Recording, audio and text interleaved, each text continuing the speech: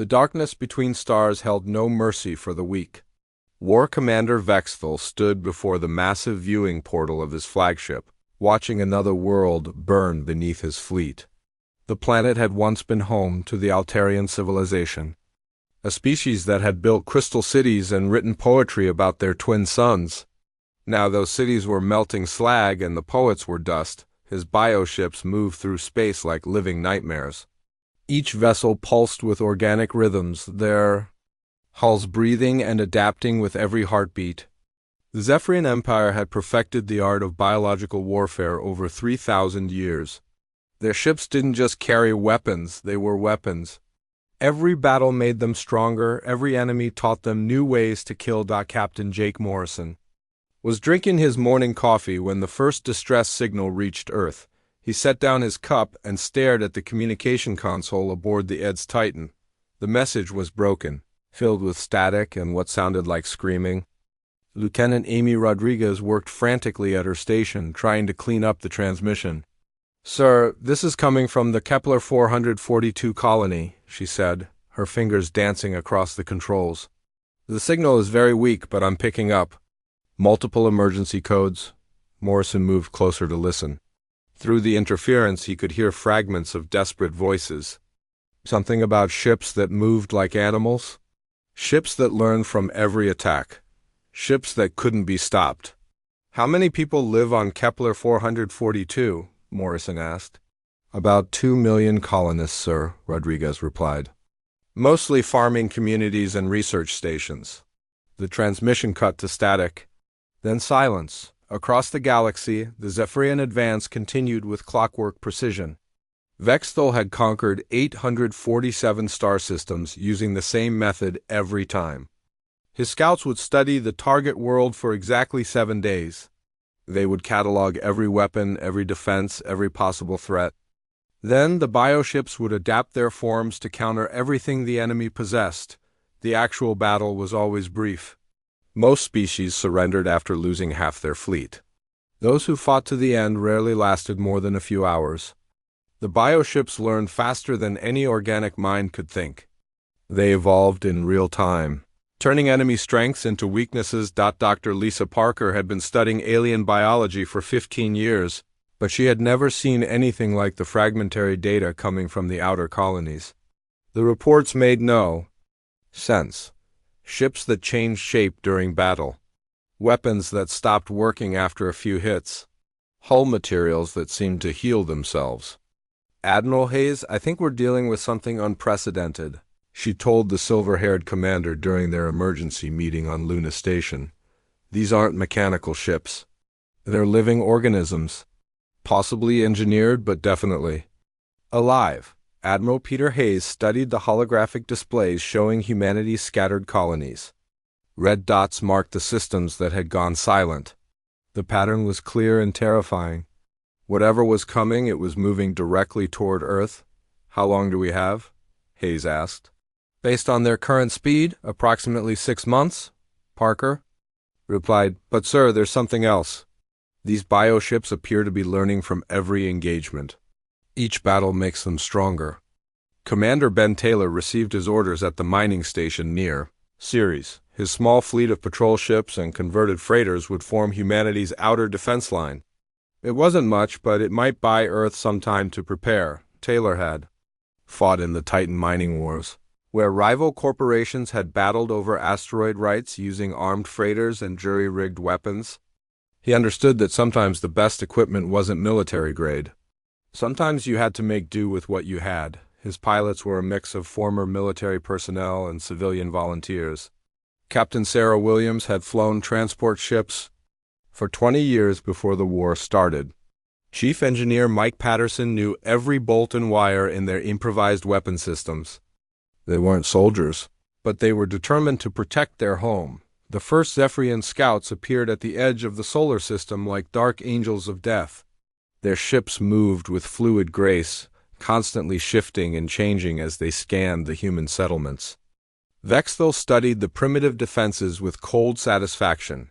These humans had spread across 37 star systems, but their technology was laughably basic. Chemical rockets, fusion engines, simple laser weapons.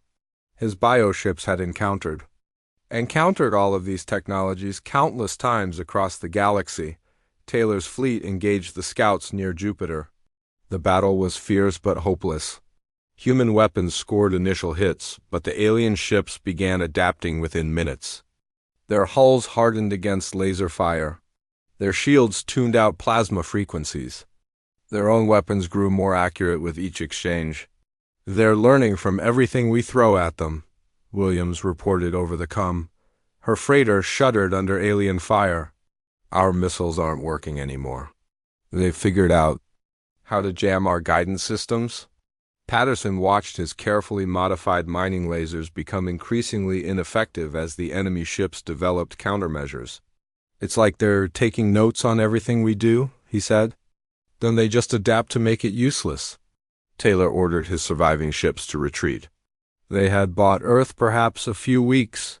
More importantly, they had confirmed what the scientists feared. The enemy learned from battle. Every human weapon, every tactic, every defensive measure would only work once. Back on Earth, General Susan Collins authorized the activation of humanity's most classified project. Hidden in the asteroid belt, disguised as a routine mining operation, lay something that violated several interstellar treaties. Something that might be their only hope. War Commander Vexthal received the reports from his scouts with mild interest.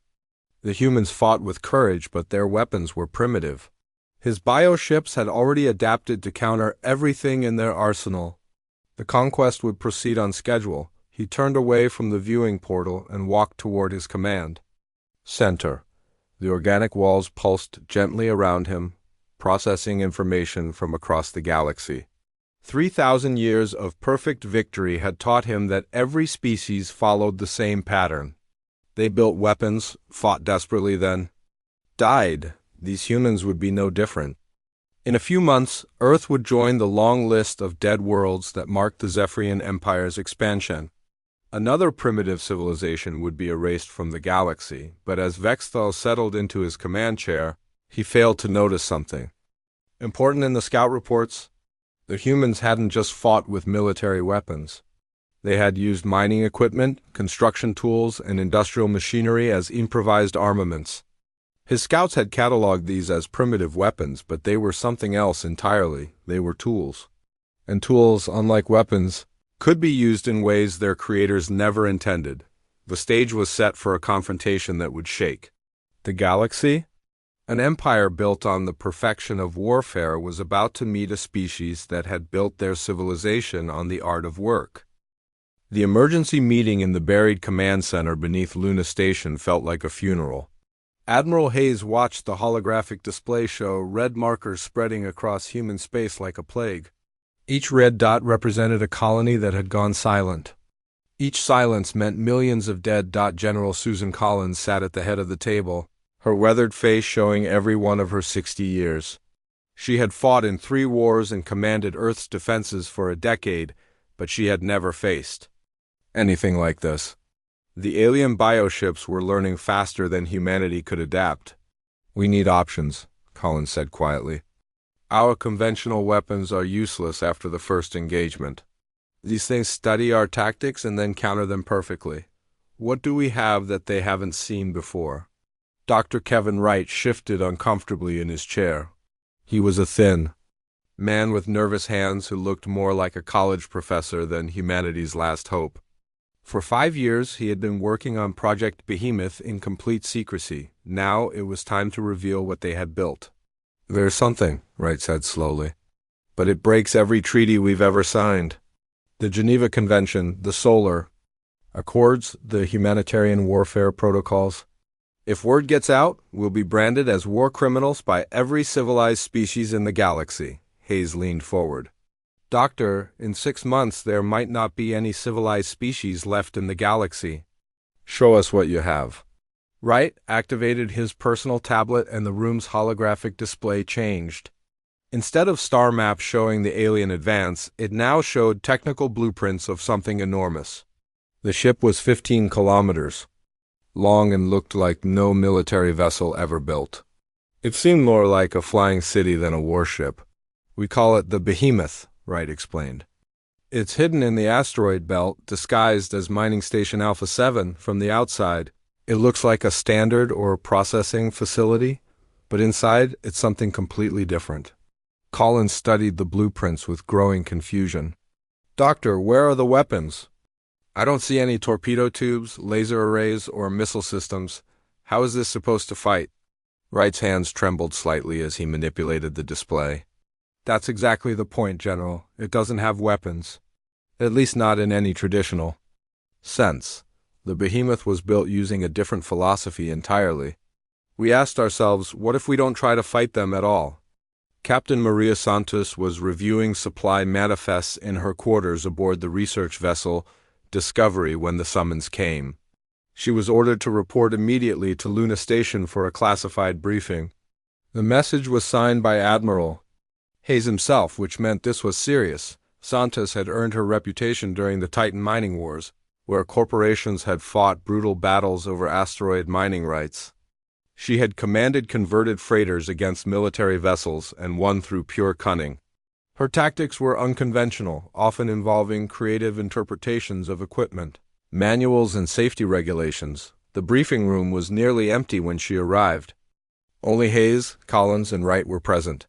They showed her the Behemoth's blueprints and explained Project Alpha 7. What she saw made her both excited and terrified. You want me to command this thing? Santos asked, studying the technical specifications. It's not a ship, it's a floating industrial complex. The crew complement is 50,000 people. That's larger than most cities. The crew isn't military, Wright explained. They're engineers, miners, construction workers, demolition experts, people who know how to build things and tear them down. The Behemoth was designed around their skills, not traditional combat doctrine. Santos walked around the holographic display, studying the ship from every angle. The more she looked, the more she understood Wright's vision. This wasn't a weapon designed to destroy enemies. It was a tool designed to solve problems.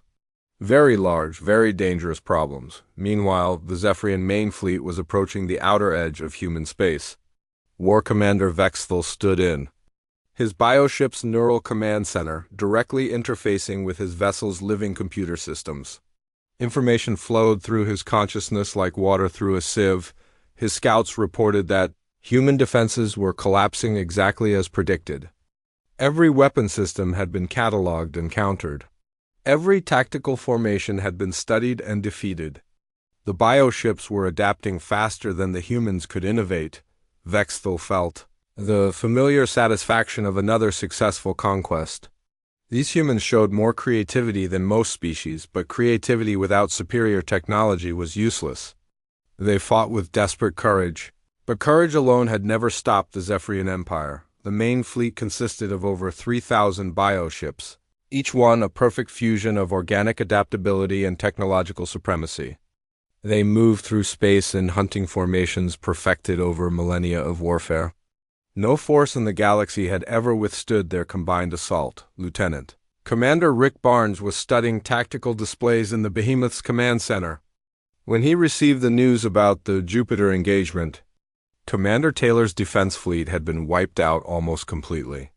The few surviving ships limped back to Earth carrying reports that made Barnes's blood run cold. The enemy adapted to everything we had, Taylor reported via quantum link.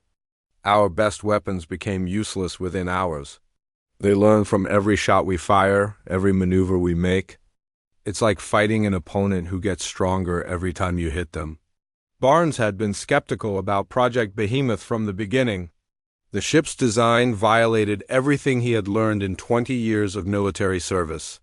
Now he was starting to understand why conventional thinking wouldn't work against this enemy. Captain Santos arrived at Mining Station Alpha 7 3 days before the Zephyrian fleet reached Jupiter. What she found there challenged everything she thought she knew about military engineering. The Behemoth was hidden inside a hollowed-out asteroid, completely invisible to long-range sensors. The ship's hull was covered in mining equipment, ore processors, and construction machinery. Massive fusion engines designed for moving asteroids dominated the rear sections. Industrial fabricators capable of building entire space stations filled the middle decks. The forward sections housed gravitational manipulation systems used for asteroid capture and positioning. It looks like a mining ship because it is a mining ship, Wright explained as he gave Santos the tour. Every system aboard has a legitimate industrial purpose. The fusion engines are for moving large objects through space. The fabricators are for constructing mining platforms. The gravitational systems are for asteroid management. Santos walked through corridors lined with equipment she recognized from her days in the civilian mining industry. But all of this equipment can be used for other purposes, she said slowly, beginning to understand. Exactly, Wright replied. A fusion engine designed to push asteroids can push other things too. Fabricators that build mining platforms can build other structures. Gravitational systems that move rocks can move ships. The crew of 50,000 began arriving over the next 2 days. They came from mining operations, construction companies, demolition firms, and heavy industry. Chief Engineer Danny Ross had spent 15 years building space habitats. Mining foreman Helen Burke had carved tunnels through solid rock on a dozen worlds. Demolition expert Paul Johnson had brought down skyscrapers and cleared asteroid fields. None of them were traditional military personnel, but all of them knew how to work with dangerous equipment in hostile environments. They understood that. The difference between a tool and a weapon was often just a matter of application. As the Zephyrian fleet approached Jupiter, Admiral Hayes made the hardest decision of his career. Earth's conventional fleet would engage the enemy and fight to death. Their sacrifice would force the bioships to adapt to every weapon in humanity's arsenal. Then, when the enemy was confident they had seen everything humans could throw at them, the behemoth would reveal that humanity's greatest weapons had never been weapons at all. They were tools, wielded by people who understood that sometimes. The most dangerous thing in the universe was a worker with a job to do. The space around Jupiter became a monument to human courage and alien superiority. Captain Morrison led what remained of Earth's defense fleet into battle, knowing they would not survive. 200 human ships faced 3,000 Zephyrian biovessels in a fight that could only end one way. The battle began at dawn, Earth time. Morrison's flagship opened fire with every weapon they possessed. Fusion torpedoes streaked through space like angry stars. Plasma cannons painted the darkness with deadly light. Kinetic bombardment systems hurled chunks of metal at incredible speeds toward the alien fleet. For the first hour, it seemed like humanity might have a chance. Commander Tony Garcia's fighter squadrons danced between the bioships, their small size making them difficult targets. Captain Jennifer Walsh's destroyer group coordinated devastating attacks on the alien rear guard. Human pilots pushed their ships beyond safe limits, extracting every bit of performance from engines and weapons. The Zephyrian bioships reeled under the initial assault. Several of the smaller vessels were destroyed outright, their organic hulls unable to withstand concentrated human fire.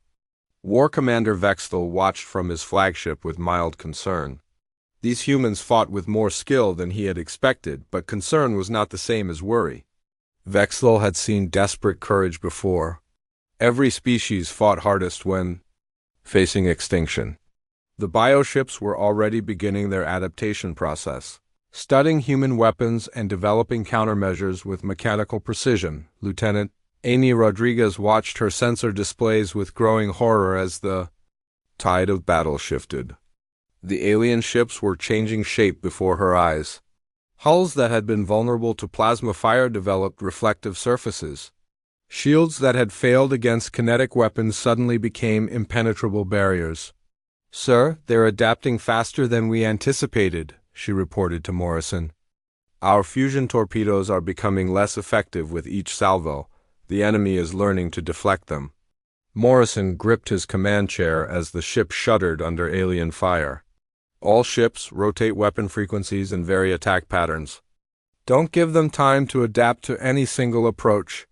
The human fleet tried every tactic in their arsenal. They used electronic warfare to confuse enemy sensors. They employed decoy drones to mask their real positions. They coordinated simultaneous attacks from multiple directions to overwhelm alien defenses for a few precious hours. These tactics worked. The Zephyrian bioships struggled to adapt to the constantly changing human strategies. Several more alien vessels were destroyed as they tried to counter attacks that shifted faster than their organic computers could process. But the Zephyrian Empire had not conquered the galaxy by giving up when faced with clever tactics. The bioships began working together, sharing adaptation data across the entire fleet. When one ship learned to counter a human weapon, that knowledge spread to every other vessel within minutes. Captain Walsh watched her carefully planned attack formation crumble as the enemy adapted to their coordination patterns. "They're not just learning from individual ships anymore," she reported over the fleet comm. "They're sharing information across their entire force. Every mistake we make teaches all of them." Commander Garcia's fighters found themselves increasingly outmatched as alien point defense systems evolved to track their movements. The bioships developed new weapon configurations specifically designed to counter small, fast targets. Fighter after fighter disappeared in brilliant flashes of energy. "This is Gamma Squadron," Garcia transmitted, his voice tight with strain. "We've lost 60% of our birds. The enemy is predicting our attack runs before we even begin them. They know how we think. By the 6th hour of battle, human weapons were becoming useless."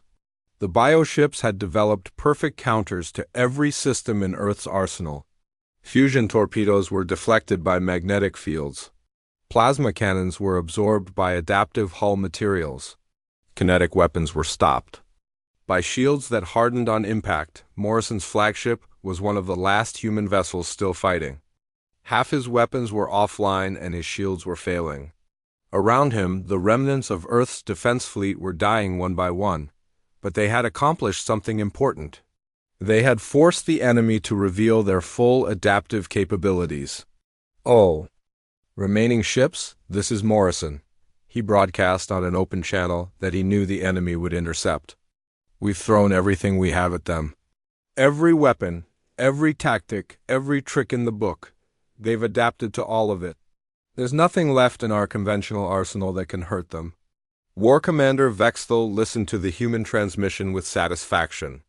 These creatures had fought better than most, but the outcome was inevitable. His bioships had cataloged and countered every weapon system the humans possessed. The path to Earth was now completely open. Lieutenant Rodriguez made one final report before her console exploded in a shower of sparks. "Sir, I'm detecting massive Zephyrian fleet movement toward Earth. Estimated arrival time is 72 hours. They're not even bothering to finish us off. We're no longer a threat." Morrison looked around his burning bridge at the faces of his surviving crew. They had done their job. The sacrifice of Earth's fleet had served its purpose. Somewhere in the asteroid belt, the Behemoth was preparing to engage an enemy that believed they had seen everything humanity could do. The final phase of the Jupiter battle was more execution than combat. The bioships methodically destroyed the remaining human vessels using weapons specifically adapted to counter their defenses. There was no drama, no last-minute heroics. Just the cold efficiency of a superior force eliminating an obsolete enemy. Captain Santos received Morrison's final transmission aboard the hidden Behemoth. The conventional fleet was gone, but they had bought Earth something more valuable than time. They had forced the enemy to show their hand completely. "Did you get all that?" Santos asked her crew as Morrison's signal faded to static. Chief Engineer Danny Ross nodded grimly. "Every adaptation, every countermeasure, every tactical response. We know exactly what they're capable of now. And more importantly, we know what they're not capable of." War Commander Vexthal set course for Earth with complete confidence. His bioships had evolved beyond anything the humans could threaten them with.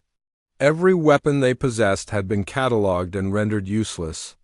The conquest would proceed exactly as planned, but as the Zephyrian fleet accelerated toward humanity's homeworld, Vexthal made a critical assumption. He believed that weapons were humanity's greatest strength, just as they were for every other species he had conquered. He had no way of knowing that for humans, weapons were just tools. And tools could be used in ways their creators never intended. The real battle was about to begin, and for the first time in 3,000 years, the Zephyrian Empire was about to face an enemy that didn't fight the way they expected. They were about to discover that the most dangerous humans were not soldiers with guns, but workers with jobs to do. Hidden in the asteroid belt, 50,000 people who had never been trained as warriors prepared to show the galaxy what humanity was truly capable of when they stopped playing by everyone else's rules. The Zephyrian fleet moved toward Earth like a wave of death rolling through space. War Commander Vexthal felt the familiar satisfaction of another successful conquest. His bioships had adapted to everything the humans possessed. No force in. The galaxy could stand against them now. Captain Santos stood in the Behemoth's command center, watching the enemy approach on her sensors. The alien fleet moved in perfect formation, confident and unstoppable. They had no idea what was waiting for them in the asteroid belt. "All stations report ready," Chief Engineer Danny Ross announced. His voice carried over the ship's communication system to 50,000 workers scattered throughout the massive vessel. Mining crews are standing by. Construction teams are in position. Demolition squads are armed and ready. Santos smiled at the language her crew used. They didn't talk about weapons or combat, they talked about tools and jobs. It was exactly the mindset they needed for what was coming. Dr. Kevin Wright worked frantically at his control station, making final adjustments to systems that had never been tested in real combat. "Captain, all industrial systems are online. The fusion engines can be overloaded on command. The gravitational manipulators are ready for heavy lifting. The construction nanites are programmed for aggressive disassembly." "Aggressive disassembly?" Santos repeated with a grin. "I like that better than destruction. Makes it sound like we're just doing our jobs." The Behemoth emerged from its hiding place slowly, like a sleeping giant awakening. The massive ship had been disguised as mining Station Alpha 7 for so long that its crew had almost forgotten it was capable of movement. Asteroid processing equipment covered every surface. Industrial machinery hummed with quiet power. War Commander Vexthal detected the approaching vessel with mild curiosity. His bioships immediately began their standard scanning procedures, analyzing the newcomer for weapons and threats. The scans revealed something that confused him. The ship appeared to be some kind of industrial facility, not a military vessel. "Analysis complete," his tactical officer reported. "The approaching vessel shows no standard weapon configurations. Energy output suggests mining and construction equipment. Hull composition indicates civilian industrial construction. Threat assessment is minimal." Vexthal studied the readings with growing puzzlement. In 3,000 years of conquest, he had never encountered a warship without weapons. Perhaps this was some desperate attempt at ramming his flagship. Such primitive tactics had been tried before. "Continue approach," he ordered. "Prepare to disable the vessel for examination. These humans may have developed some new technology worth studying." Captain Santos watched the enemy fleet's reaction with satisfaction. The bioships were scanning the Behemoth and finding exactly what they expected to find. Industrial equipment, mining tools, construction machinery. Nothing that registered as a threat to their adaptive combat systems. "They think we're just another civilian ship," Lieutenant Commander Rick Barnes reported. "Their scans show they're not even preparing defensive measures. They don't consider us a military target." Santos activated the ship-wide communication system. "Attention all hands, this is the captain speaking. Today we're going to show these aliens something they've never seen before. We're not going to fight them like soldiers. We're going to work on them like the professionals we are." The crew responded with a cheer that echoed through the massive ship. These weren't warriors preparing for battle. They were craftsmen preparing to practice their trades on a cosmic scale. Mining foreman Hellenberg stood in the forward section surrounded by equipment designed to carve through solid asteroids. "Laser crews, remember what we're here for," she announced over the mining division's channel. "We've got some very large rocks that need processing. The fact that these rocks happen to be moving and shooting back doesn't change our job. Her teams activated mining lasers that were designed to operate continuously for months at a time. These weren't weapons built for short, intense bursts of combat energy. They were industrial tools meant to slice through the hardest materials in the universe day after day. Without stopping, demolition expert Paul Johnson prepared his teams in the ship's lower sections. "Remember, we're not trying to blow things up," he told his crews. "We're performing controlled structural modifications. The fact that these modifications might cause complete structural failure is just part of the job." His charges weren't military explosives designed for maximum destruction. They were precision tools used to bring down buildings and clear debris fields. Each explosive was calculated to cause specific types of structural damage. Construction engineer Mary Thompson supervised teams of workers who specialized in building space habitats and orbital platforms. "Today we're going to do some rapid disassembly work," she announced. "We'll be taking apart some very complicated structures and recycling their materials. The fact that these structures are currently occupied is not our concern." Her nanits weren't designed for warfare. They were programmed to disassemble and rebuild structures according to precise specifications. They could take apart a space station bolt by bolt, then use those materials to build something completely different. War Commander Vexthal watched the approaching ship with growing impatience. The vessel was moving too slowly for an effective ramming attack. Its industrial equipment was completely inappropriate for space combat. He began to suspect this was some kind of desperate distraction while the humans planned a real attack elsewhere. "Sir, we're detecting no other human vessels in the area," his sensor operator reported. "This appears to be their only remaining ship. Shall we destroy it and proceed to Earth?" Vexthal considered the question. The ship posed no obvious threat, but destroying it would waste ammunition that might be needed for planetary bombardment. "Disable their engines and capture the vessel," he ordered. "We'll examine their technology before proceeding." "Captain."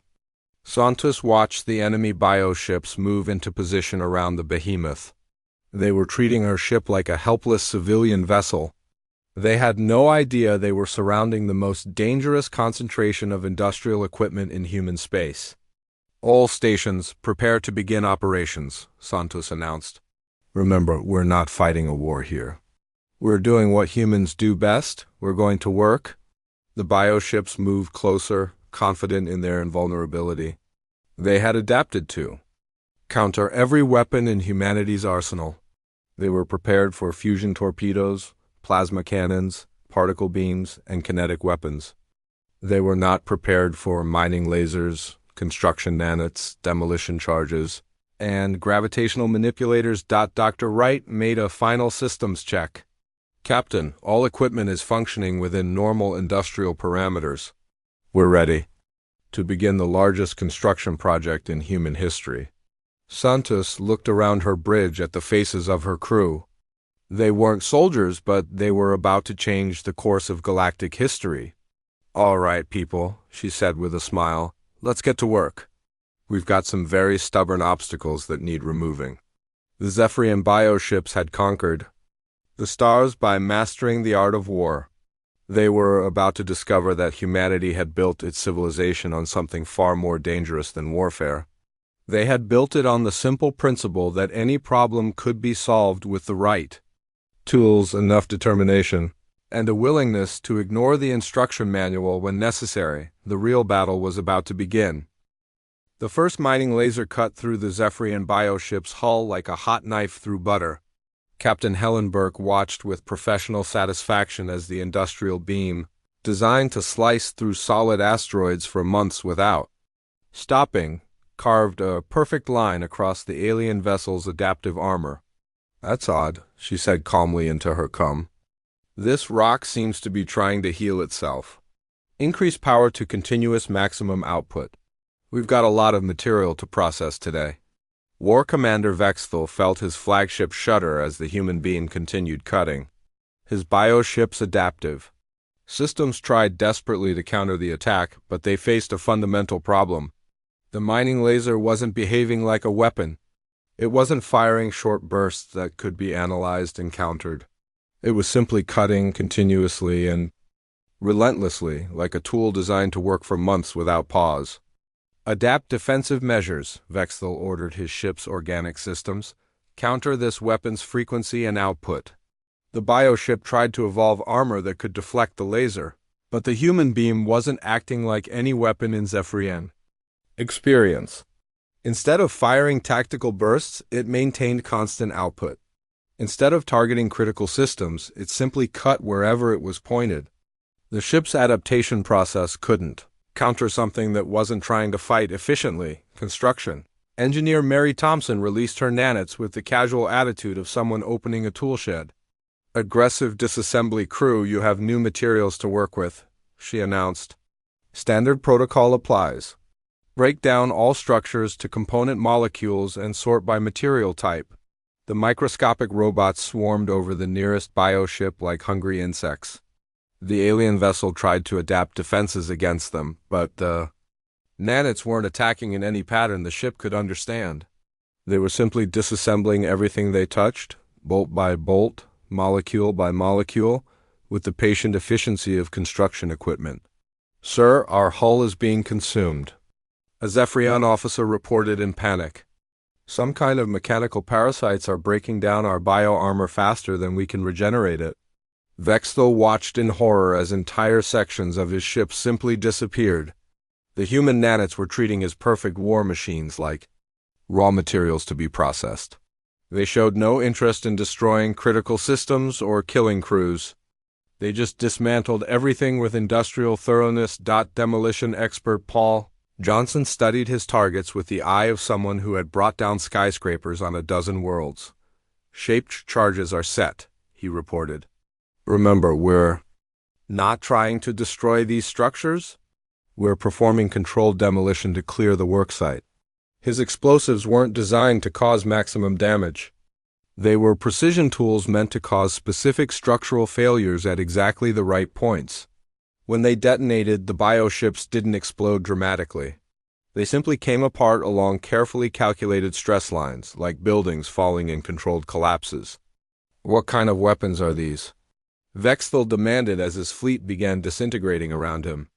Our ships can't adapt to attacks that make no tactical sense. Lieutenant Commander Rick Barnes, monitoring the battle from the Behemoth's command center, understood the problem the aliens were facing. They're trying to adapt to military tactics that don't exist, he explained to Captain Santos. Our people aren't following any combat doctrine. They're just doing their jobs. Chief Engineer Danny Ross overloaded 3 fusion engines simultaneously, creating directed explosions that sent bioships tumbling through space like toys. Orbital adjustment complete, he reported with satisfaction. Those structures were cluttering up our workspace? Much better now. The fusion engines weren't weapons in any traditional sense. They were tools designed to move massive objects through space by applying controlled thrust. The fact that bioships were considerably smaller and more fragile than asteroids was simply a bonus. Mining foreman Burke coordinated her laser crews with the efficiency of someone running a major excavation project. Sector 7 needs more cutting, she announced. Those support structures are still intact. Keep cutting until everything is properly processed. Her teams worked with industrial patience, carving apart bioships like miners processing ore. The alien vessels tried to adapt their armor, but the mining lasers simply adjusted their output and continued cutting. They weren't trying to penetrate defenses efficiently. They were designed to cut through anything. Regardless of how long it took, War Commander Vexthal realized with growing terror that his empire was facing something unprecedented. These humans weren't fighting a war. They were performing industrial operations on a cosmic scale. His bioships had evolved perfect defenses against every weapon ever created. But no one had taught them how to defend against mining equipment, construction tools, and demolition charges. All ships retreat to safe distance, he ordered desperately. We need time to analyze these new weapons and develop countermeasures. But retreat was impossible. Construction engineer Thompson's gravitational manipulators had locked onto his ships like invisible chains, Hold positions, she announced to her crews. We've got these structures right where we want them. Don't let them drift away from the work site. Their gravitational systems weren't designed for combat. They were tools used to position asteroids for mining operations. But bioships, it turned out, were much easier to grab and hold than multi-billion-ton rocks. Captain Santos watched the systematic dismantling of the most powerful fleet in galactic history with professional pride.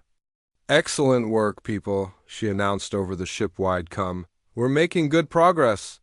Should have this debris field cleared and processed within the hour. The final bioship tried desperately to adapt as mining lasers carved it apart. Nanites consumed its hull, and demolition charges collapsed its internal structure. Its organic computer systems worked frantically to develop countermeasures. Against attacks that followed no logical pattern, War Commander Vexthal sent one last transmission as his flagship disintegrated around him. To any Zephyrian forces receiving this message: avoid the Sol system at all costs. The humans do not fight with weapons, they fight with tools. They will tear apart the very stars to build their future. Beware the species that conquered their own world not through warfare, but through work. The transmission cut to static as the last bioship was reduced to its component materials. Captain Santos surveyed the debris field that had once been an invincible armada. All right, people, clean up this mess, she announced. We've got a civilization to rebuild and apparently a galaxy to renovate. Good work, everyone. Just another successful construction project. Chief Engineer Ross began calculating salvage operations. Captain, we've got enough raw materials here to build 100 space stations. These bioships were very well constructed. Shame to waste good materials.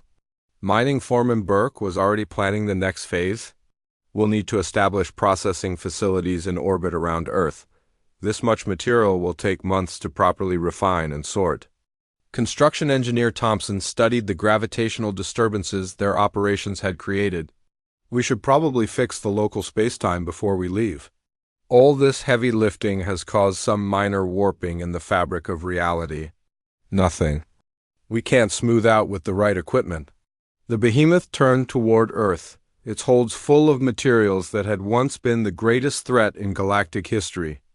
Behind them, the space around Jupiter was cleaner than it had been in years.